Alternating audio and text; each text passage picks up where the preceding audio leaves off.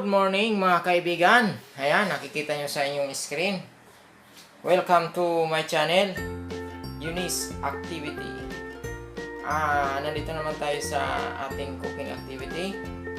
Ayan, nakikita nyo. Ang lulutuin natin ngayon ay kusido. Ayan, ating isda, na ating ingredients.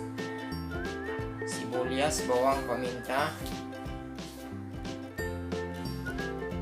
At syempre, ayan ang ating kalamansi, ang ating talbos ng kamote, at syempre, hindi mahuli ang ating buko. Yan ang ating pangsahog sa kusino. Yan, mga kaibigan, magluluto tayo ngayon. Yan. Sa lahat ng lulutuin, ito mga kaibigan ang pinakamadali.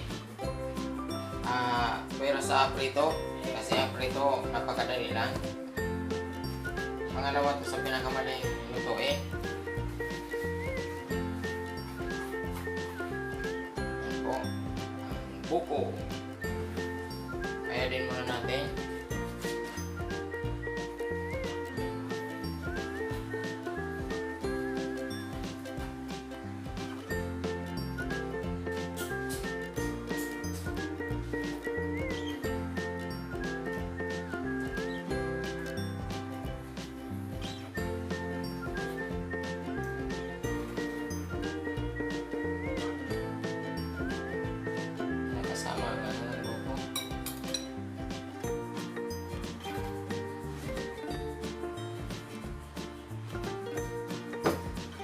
Ayan, yung buko. Tanggal na. Ayan, dito na muna tayo sa ating mahiwagang kawali. Papakulo na tayo ng tubig.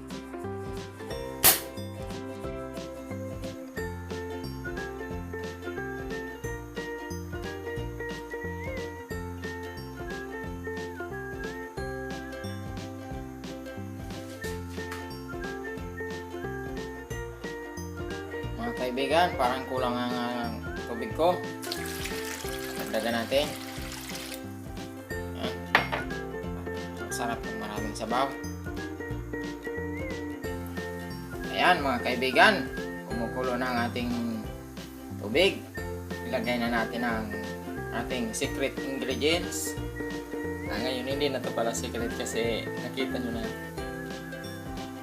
Ayan, ating luya. Yan ang unahin natin para masarap. Ginger. Yan.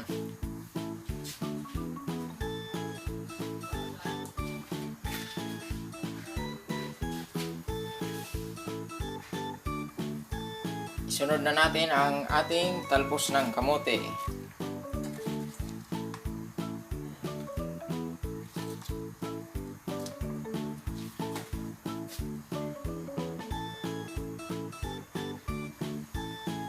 Kumukulo na masyado.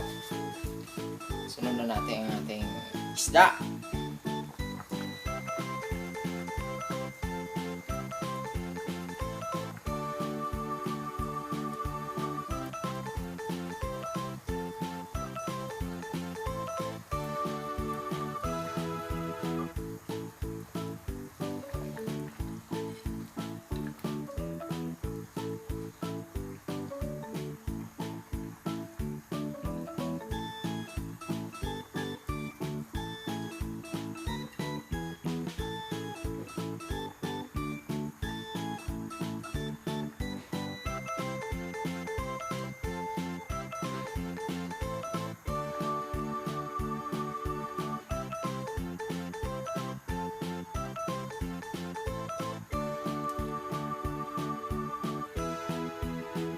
Yan. Mamaya na yung ibang sangkap.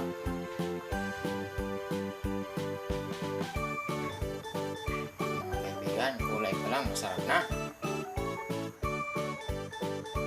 Ilagay na natin ang ating sibuyas.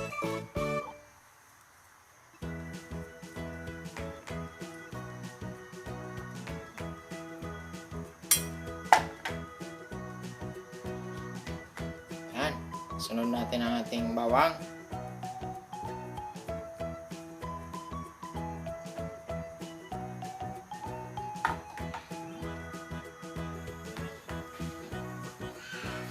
Yan, isunod na natin ang ating buko. Yan, kaibigan.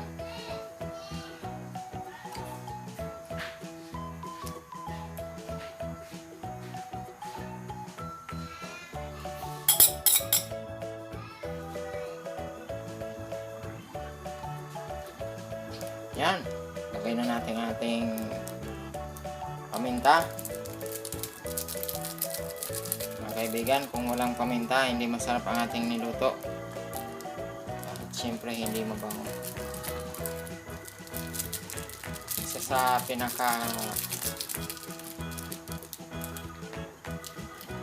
masarap na pangsahog ang ating paminta sa lahat ng ating niluluto.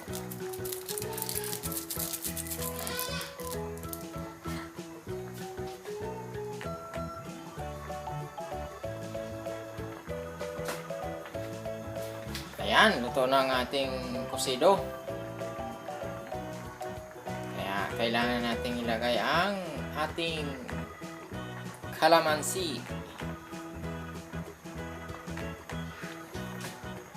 Mga kaibigan, mas masarap ang kalamansi instead na vinegar or suka. Kasi pag kalamansi, mabango na. Siyempre, masarap. Ayan, lagay na natin.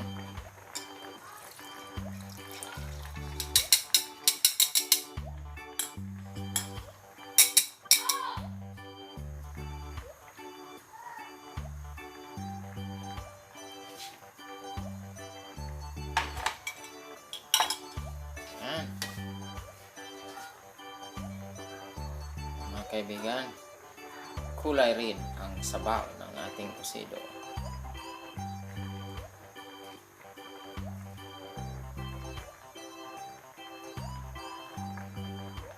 Yan, kung nagustuhan ninyo at may natutunan kayo sa aking video, huwag kalimutang mag-like at mag-subscribe.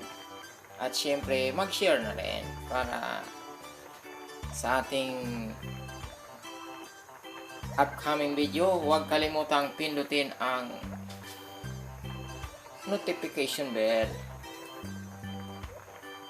para updated kayo palagi sa ating upcoming video. Ayan, tikman natin kung pwede na, kung kulang sa asin or tamang-tama.